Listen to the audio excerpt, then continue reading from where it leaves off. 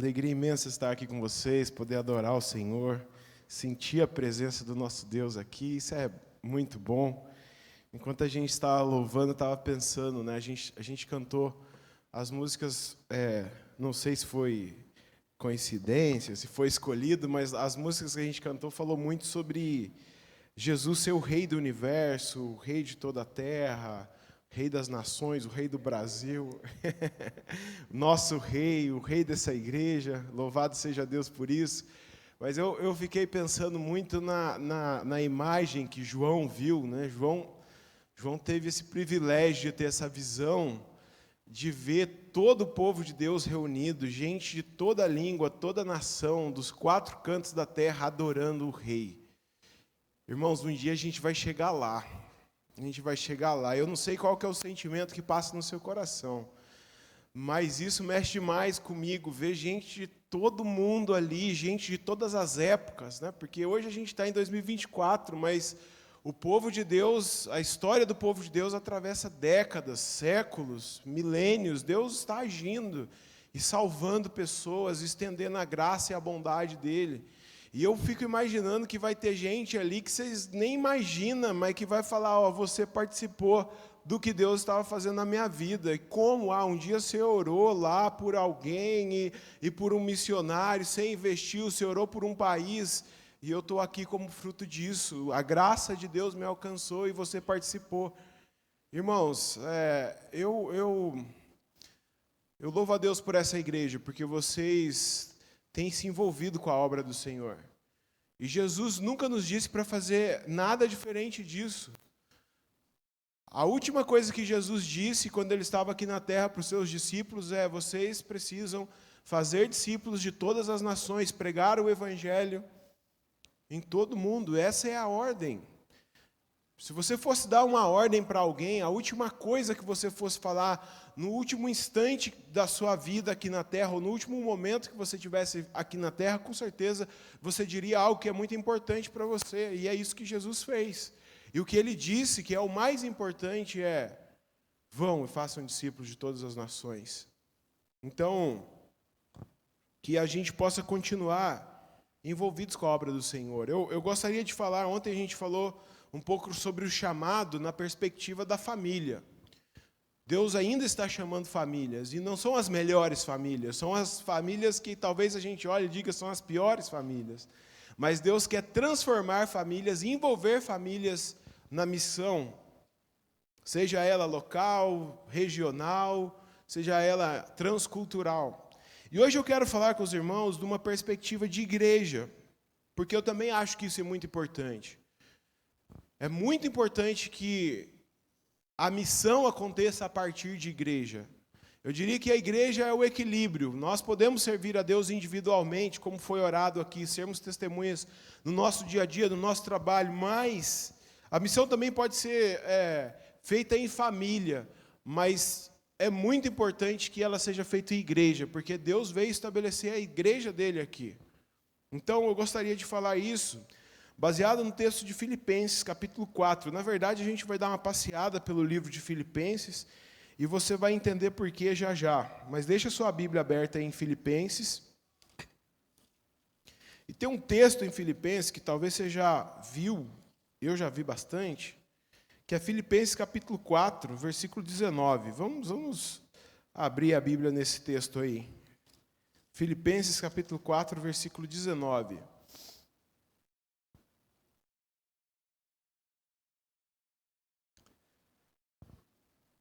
Esse texto diz assim: o meu Deus suprirá todas as necessidades de vocês de acordo com as suas gloriosas riquezas em Cristo Jesus.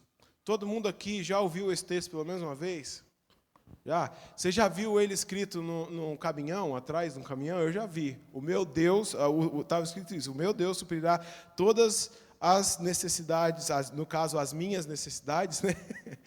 De acordo com as suas gloriosas riquezas. Já vi escrito mais de uma vez, atrás de caminhão, sabe? Aqueles caminhão tem aquela mensagem assim. Às vezes a gente viajando por aí vê umas mensagens, né? Deus suprirá, Deus proverá, e coisas desse tipo, assim. Eu vi minha vida pertence a Deus, Deus me protege. Vindo para cá, eu vi umas mensagens assim, eu fico sempre atento a essas mensagens. Esse versículo é muito interessante porque é uma bênção. Isso aqui Paulo está escrevendo para uma igreja e isso aqui é uma bênção, né? Não é? Olha para você ver. Deus vai suprir a necessidade de vocês. Imagina alguém, o apóstolo Paulo, virando para José Bonifácio e falando assim: irmãos, Deus vai suprir todas as necessidades de vocês de acordo com as suas gloriosas riquezas. Ou seja, riquezas da glória de Deus em Cristo Jesus.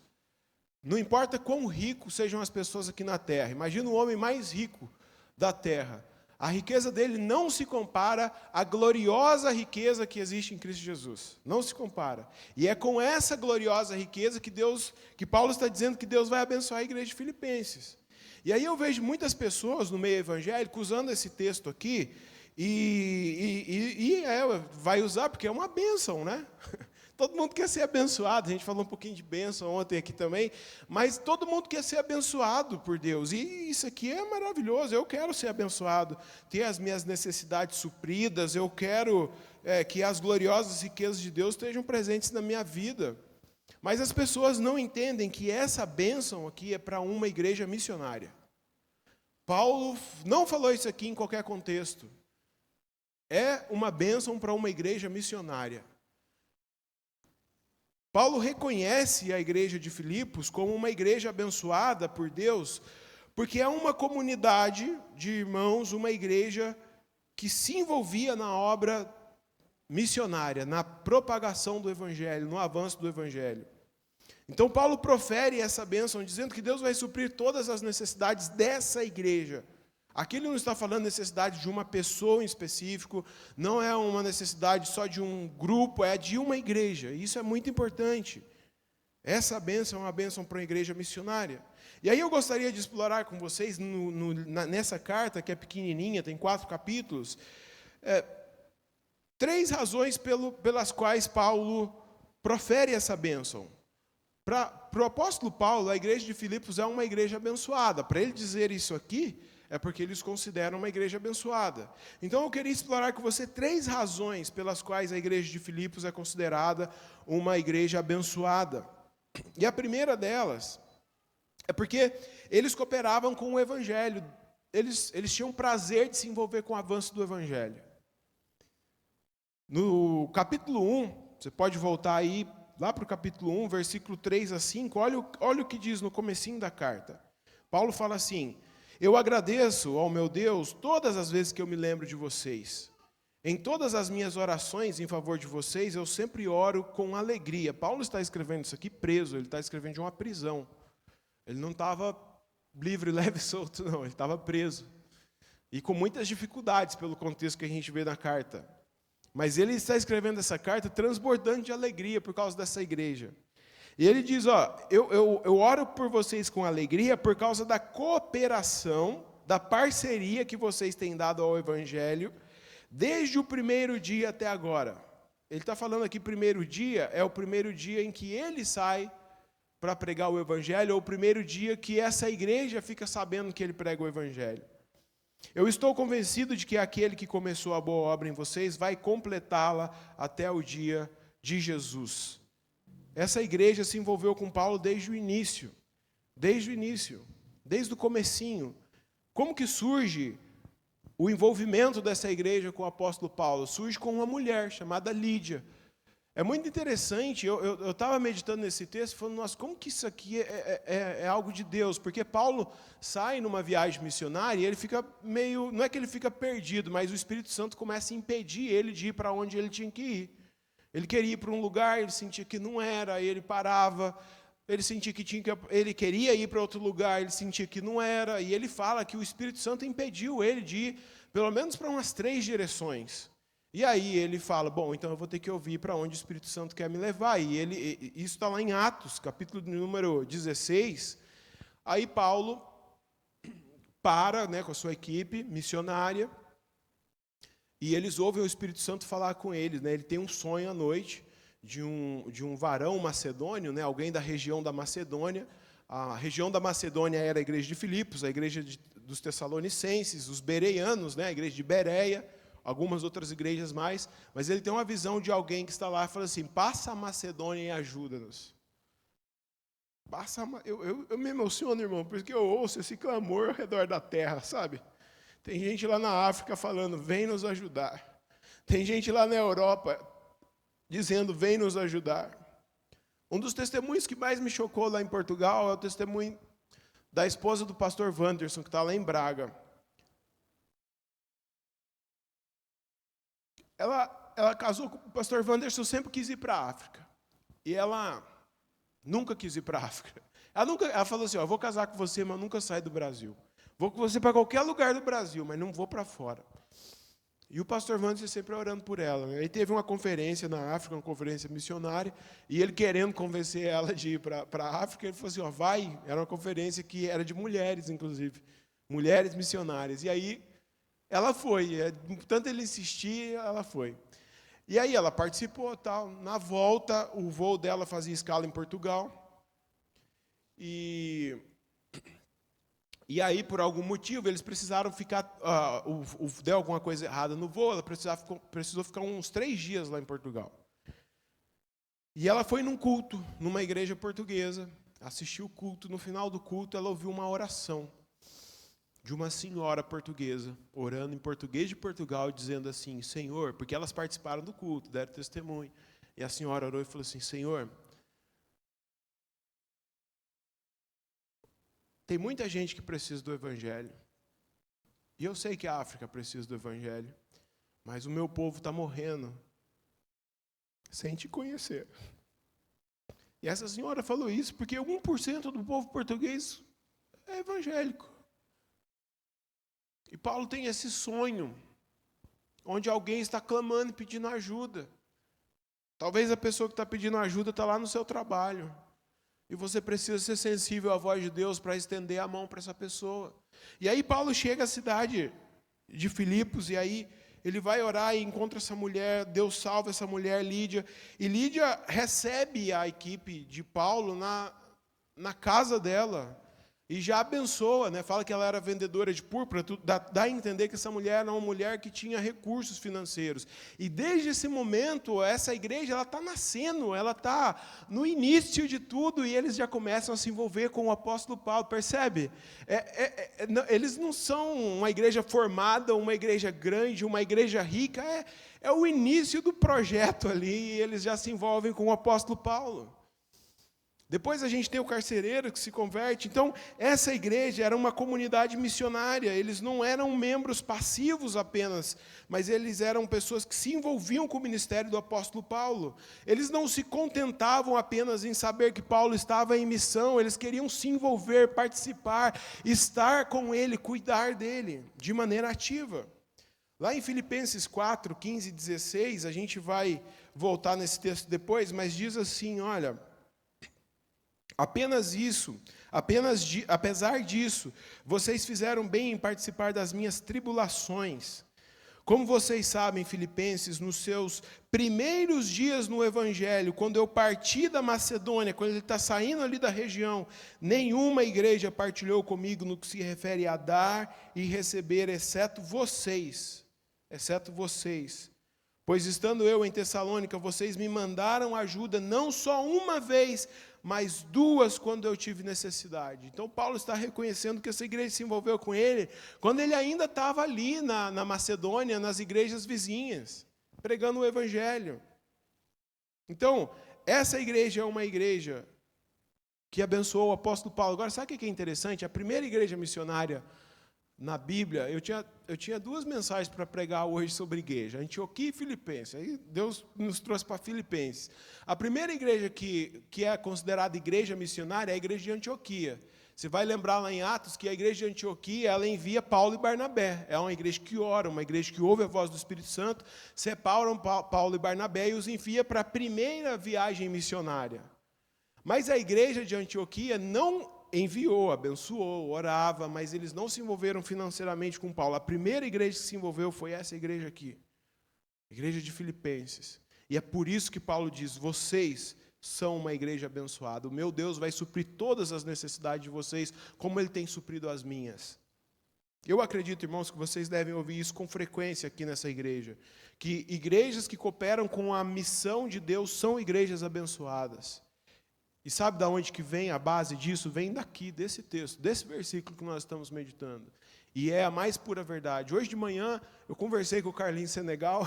Carlinhos Senegal é um missionário que esteve no Senegal por anos. Ele abriu uma escola ali, agora ele está na França. Deus tem usado muito ele. E ele estava me falando assim, David, é incrível. Ele falou assim, onde eu passo, igrejas que se envolvem com a missão são igrejas diferentes, são igrejas abençoadas, prósperas. Eu falei de vocês para ele, né? Eu falei, eu estou aqui em José Bonifácio, aqui, e é incrível ver o que Deus está fazendo nessa igreja. Essa igreja se envolve hoje com 15 projetos missionários.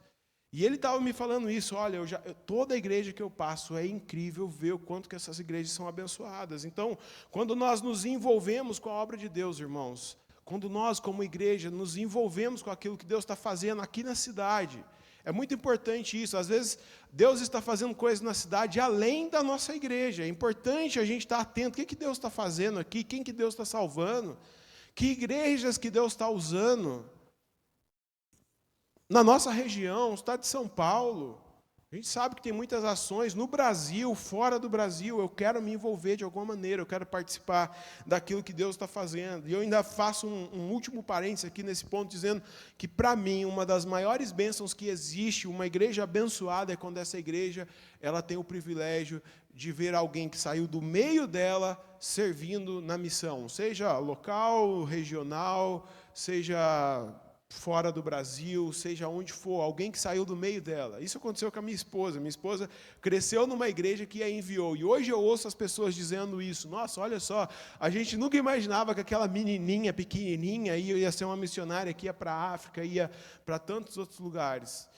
E a minha oração é para que Deus conceda isso para vocês, que dessa igreja se levantem missionários. Eu vi as crianças aqui na frente, eu já estava até orando, oh Deus, que os pais percebam isso.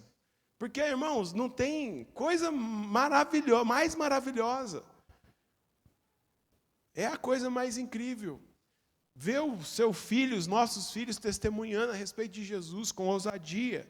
A segunda coisa pela qual Paulo considera essa igreja, a igreja de Filipos, uma igreja abençoada, é porque eles não apenas eram generosos, mas a generosidade deles era sacrificial. E isso é muito importante. Esse texto que a gente acabou de ler, de Filipenses 4, 15 e 18, ele diz assim, vou ler de novo, né? Ele diz assim, vocês foram os primeiros, nos primeiros dias do Evangelho, quando eu parti da Macedônia, nenhuma igreja partilhou comigo no que se refere a dar e receber, exceto vocês. Pois quando eu estava com necessidade, vocês me mandaram ajuda 2 vezes. Não que eu esteja procurando ofertas, mas o que pode ser acreditado na conta de vocês. Paulo deseja que Deus abençoe essa igreja. E aí ele diz no versículo 18, eu recebi tudo e o que eu tenho é mais do que o suficiente, eu estou amplamente suprido, agora que recebi de Epafrodito, os donativos que vocês enviaram são uma oferta de aroma suave e são um sacrifício, olha essa palavra, um sacrifício aceitável e agradável a Deus. Por que Paulo está dizendo que é um sacrifício aceitável a Deus? Então Paulo reconhece a generosidade deles, mas essa igreja doa, essa igreja abençoa Paulo, não porque eles são ricos, não é porque eles têm muitos recursos, não é porque está sobrando. Eles doam com o coração como um sacrifício a Deus. Um sacrifício. Na carta aos Coríntios, a gente entende por que Paulo fala isso. Lá em Coríntios 8, vamos lá, é importante ler. Vocês não falar que eu falei da minha cabeça, né? O pastor está inventando esse negócio aí. Bereia, né? Bereia era da Macedônia, ficava lá perto. 2 Coríntios 8, do 1 ao 5. Agora, irmãos, queremos que vocês tomem conhecimento da graça que Deus concedeu às igrejas da Macedônia, nas quais estava Filipenses. No meio da mais severa tribulação, a grande alegria e a extrema pobreza deles transbordaram em rica generosidade. Pois dou testemunho de que eles deram tudo quanto podiam e até além do que podiam, Por iniciativa própria, eles nos suplicaram insistentemente o privilégio de participar da assistência aos santos. E não somente fizeram o que nós esperávamos, porque Paulo esperava que eles contribuíssem com valor. Já vou trazer o contexto aqui. Mas eles, olha só o que ele fala, mas eles entregaram-se primeiramente a si mesmos ao Senhor. Isso é um sacrifício. Depois a nós, pela vontade de Deus. Aqui esse contexto é um outro contexto. As igrejas estão levantando uma oferta para a igreja de Jerusalém, que estava passando muita necessidade. E Paulo quis deixar essa igreja de fora, porque eles estavam passando por pobreza, por perseguição.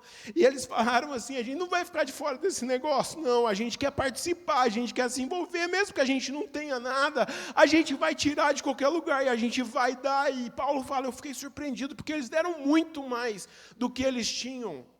Isso é sacrifício, sabe? É você querer se envolver e falar, eu não vou ficar de fora do que Deus está fazendo, eu não posso ficar de fora.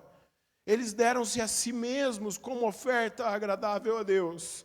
É por isso que essa igreja é abençoada. E Deus honra, irmãos, Deus honra, Deus faz. Deus está à procura de igrejas assim. E é por isso que Ele abençoa. Então, essa generosidade sacrificial, ela agrada a Deus, sabe por quê? Porque não se trata de dinheiro, Deus tem, Ele é dono do ouro e da prata, Deus pode levantar um empresário nos Estados Unidos e abençoar quem Ele quiser, Ele faz isso, a gente sabe. Mas quando a gente, como aquela viúva pobre, sabe, vai lá, Senhor, está aqui, sabe por quê? Porque a oferta sacrificial, ela mostra aonde está o seu coração. Onde está a sua confiança? A minha confiança está em Deus. Ele é o meu Senhor, o meu pastor. É Ele que não vai me deixar faltar nada. É Ele que vai suprir. Eu gosto muito do pastor Arival de Pinheiros. Eu já ouvi ele falando várias vezes, falou assim, caixa de igreja tem que ser caixa zero. Tem que estar fazendo, tem que estar enviando. Se tem dinheiro sobrando por muito tempo lá, é porque a igreja não está se envolvendo com a missão. E como que Deus vai mandar mais? Como que Deus vai abençoar se aquilo que a gente não investe no reino? Ele sempre fala isso, e ele é um exemplo disso, ele vive isso. E Deus abençoa, olha a igreja de Pinheiros, você vai pegar a história daquela igreja ali, você vai ver. E Deus está abençoando, e quanto que eles não fazem de missão? Quanto que eles não se envolvem? Então isso é uma verdade. Deus é fiel em nos abençoar abundantemente. Um testemunho muito forte, o testemunho de Lutero. Lutero era um monge, né? Depois começa ali a liderar o movimento de reforma.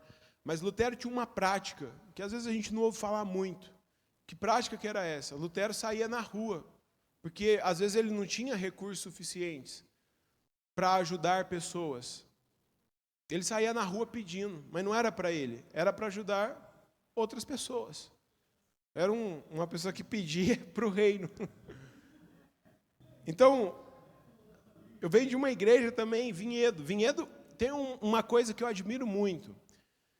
Vinhedo adotou um missionário na ilha de São Tomé e Príncipe. São duas ilhas, na verdade, mas é um país, né? São Tomé e Príncipe. E eles colocaram um objetivo no coração deles.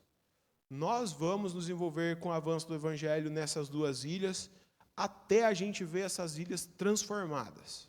A gente vai enviar missionário para lá, a gente vai enviar nossos jovens para lá, nossos adolescentes, a gente vai colocar dinheiro, a gente vai investir, a gente vai ver esse lugar transformado.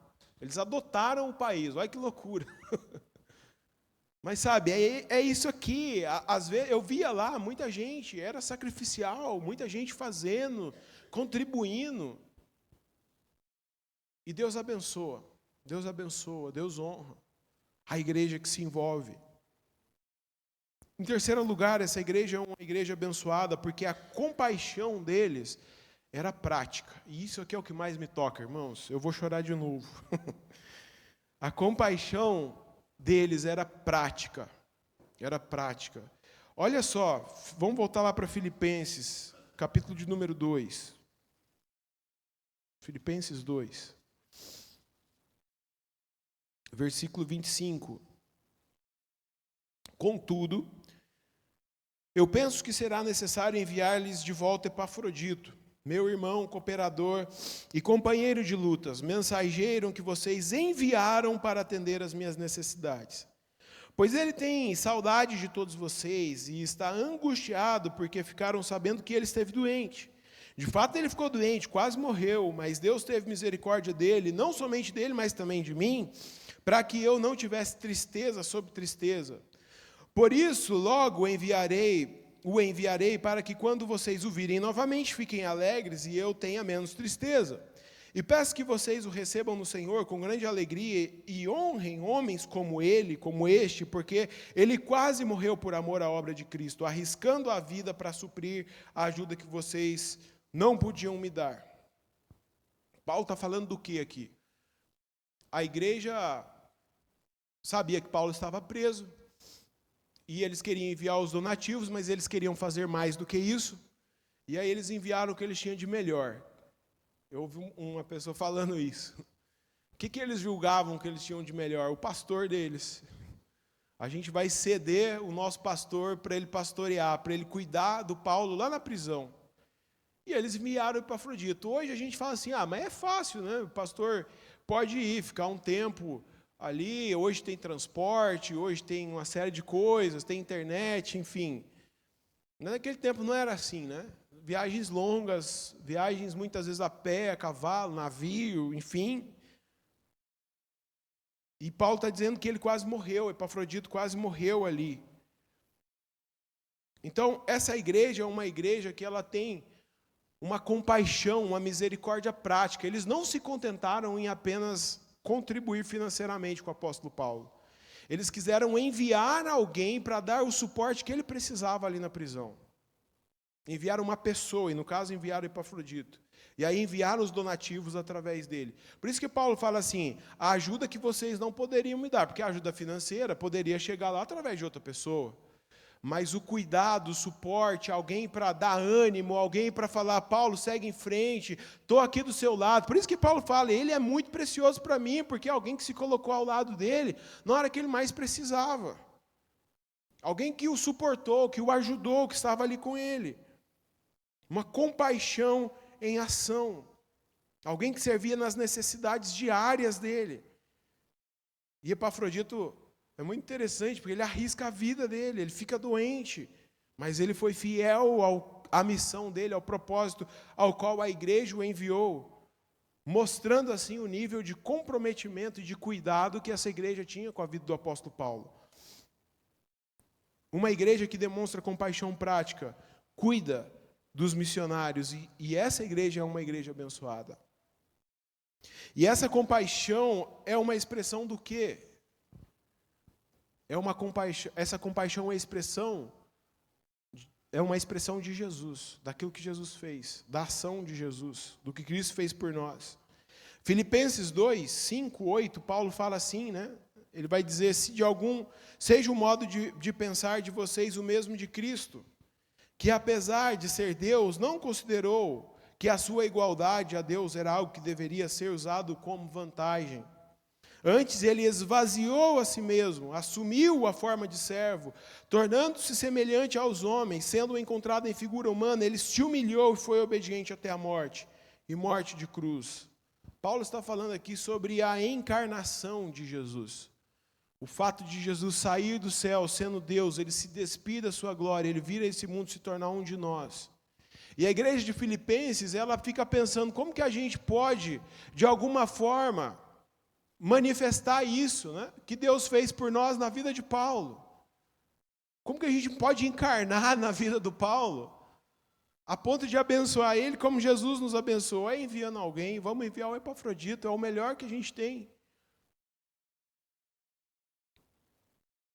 Paulo recebe ali esse homem. Sabe, irmãos, eu fico pensando que nós, como igreja, de modo geral, a igreja geral, a gente menospreza muito essa doutrina da encarnação de Jesus. Porque é esse movimento de você entrar na vida de alguém, sabe? E falar assim, eu vou sofrer aqui junto com essa pessoa. eu vou suportar, eu vou participar aqui, e vou ficar aqui, até ver Deus vir aqui fazer alguma coisa. Encarnar mesmo nas realidades. Tem uma igreja, se eu não me engano, em Recife, que eles iam mudar de lugar. E aí, eles tomaram uma decisão de mudar para a pior região da cidade. Isso é encarnação. Porque eles falam assim, a gente tem que ser luz no meio das trevas. Então a gente vai lá, no pior lugar, e a gente vai dar o nosso melhor para que esse lugar seja transformado. E eles compraram um terreno na pior região da cidade. Eu já vi isso mais de uma vez acontecer. Eu já vi uma favela em Belo Horizonte que tinha 23 favelas na época em Belo Horizonte. Essa era a 17ª mais perigosa. E uma igreja se mudou ali, decidida a mudar a realidade daquele lugar. Se tornou um dos bairros mais prósperos da cidade. O crime começou a acabar, porque os traficantes começaram a ser salvos. Tinha muita prostituição, as prostitutas começaram a ser transformadas pelo Evangelho. Isso é encarnação. E tem muitas formas da gente colocar isso em prática. Então, muitas vezes a gente quer servir sem encarnar, porque é muito fácil a gente mandar dinheiro para as pessoas.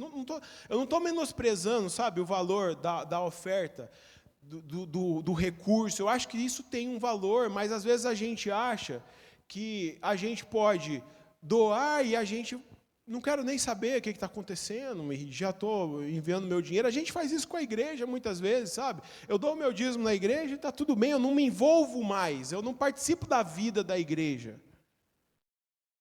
Eu não participo da vida dos irmãos, da comunhão. Eu não abro a minha vida e deixo as pessoas verem a minha vida. Então, é muito importante que a gente tenha isso em mente.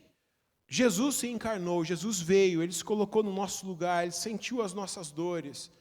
A gente tem procurado sentir as dores das pessoas que estão à nossa volta. Como igreja, a gente tem procurado entender as dores dos missionários. Nós estamos, aí eu falo da minha família, no momento de ir para Portugal.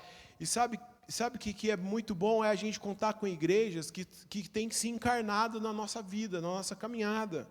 Nos momentos difíceis, nos momentos de lutas, Deus usa a igreja dele para nos alentar, para nos fortalecer, para dizer, ei, segue em frente, é difícil, tem desafios, mas a gente está junto, em oração. Vocês precisam de alguma coisa? Vamos fazer uma visita para vocês aí, e isso tem acontecido, irmãos. E eu falo para vocês, isso é abençoador. Isso que vocês estão fazendo, de me trazer aqui, de trazer outros missionários aqui, de comer na casa de um irmão, isso é encarnação, é você compartilhar vida, é muito mais do que ajuda financeira, e eu digo mais, isso é mais importante do que ajuda financeira. Não que a ajuda financeira não seja importante. Seja com uma mensagem de alguém que se importa de verdade, com uma visita, mas isso é muito importante. E eu quero concluir dizendo que essa igreja é uma igreja abençoada, a igreja de Filipos é uma igreja abençoada, porque ela cooperava com o Evangelho, era generosa em seus sacrifícios e demonstrava compaixão prática. Então, Filipenses 4,19 é uma bênção específica para uma igreja assim, nesses moldes. E aí talvez você ouça tudo isso que eu falei e fale assim, David, mas tá bom, essa igreja aqui é uma igreja missionária. As bandeiras, a gente, como você mesmo reconheceu, a gente tem apoiado missionários, a gente tem se envolvido com a vida de missionários.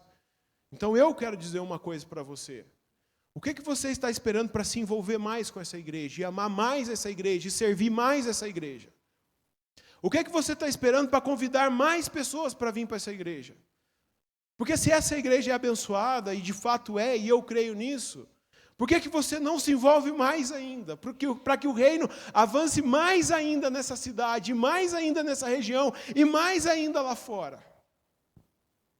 Meu irmão, minha irmã, se envolva mais, ame mais a sua igreja. Se a sua igreja é uma igreja missionária, fique feliz por isso, porque você está num lugar onde a bênção de Deus é derramada, e a sua vida vai ser abençoada, a sua família vai ser abençoada. Se envolva com um coração realmente humilde, quebrantado diante do Senhor e desejoso de ver o reino de Deus avançar por toda a terra. E como eu disse para vocês, vai chegar um dia. Isso já tem acontecido, pelo que o pastor tem me falado, onde você vai encontrar com pessoas que vão dizer, olha, de alguma maneira, eu fui abençoado pela sua vida. Ah, você é daquela igreja lá, aquela igreja lá participou da minha vida, do meu sustento, aquela igreja participou do meu ministério, aquela igreja me deu suporte, me deu alento. E a sua vida vai ser edificada por isso. E você vai ver o quanto que Deus abençoa de fato a nossa vida. Isso vai ser um testemunho para outras igrejas também. Queridos, que Deus nos abençoe. A necessidade de pregar o Evangelho, de fazer discípulos, ela é real, ela existe em todo mundo. E que bom que vocês estão aqui, que bom que vocês desejam se envolver. E eu digo, não vai ser em vão. A generosidade sacrificial, a compaixão prática, ela não é em vão, ela não fica barato, ela não passa batido. Não é uma troca, mas é confiança de que a gente está envolvido na coisa certa. A gente está investindo o nosso tempo no lugar certo. Nós estamos gastando as nossas energias na coisa certa. Espalhar o reino de Deus por esse mundo e glorificar o nome de Jesus. Eu gostaria de te convidar a curvar a sua cabeça e orar junto com você. Senhor, que privilégio, que coisa boa, que delicioso, que honra poder participar daquilo que o Senhor está fazendo nesse mundo. Porque o Senhor está chamando pessoas, o Senhor está chamando famílias, o Senhor está formando igrejas, o Senhor está transformando vidas, tirando do pecado e trazendo, ó Deus, para a tua casa, para a tua glória, para a tua família.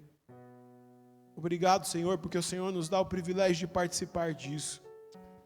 E eu oro, Deus, nessa manhã aqui, juntamente com os meus irmãos, e peço ao Senhor encarecidamente que essa bênção proferida aqui pelo apóstolo Paulo seja real aqui na igreja presbiteriana de José Bonifácio, ó Deus. Que eles vejam as comportas do céu se abrir e se derramar aqui cada vez mais, Pai. Que eles possam colher bênçãos de todo tipo, ó Deus, vindo da tua parte. Que essa igreja seja uma referência aqui nessa cidade, ó Deus. E não só nessa cidade, mas nessa região, no estado de São Paulo e no Brasil, como uma igreja, ó Deus, que se envolve e ama a tua obra, Pai. E que daqui o Senhor conceda também a graça de se levantar homens e mulheres de Deus, que carreguem a mensagem de Jesus Cristo por todo o mundo, ó Deus, em nome de Jesus. Não para a nossa soberba e para a nossa glória, mas para que o nome de Jesus seja glorificado, Pai. Nós oramos assim, crendo, ó Deus, no nome santo de Jesus. Amém, Senhor.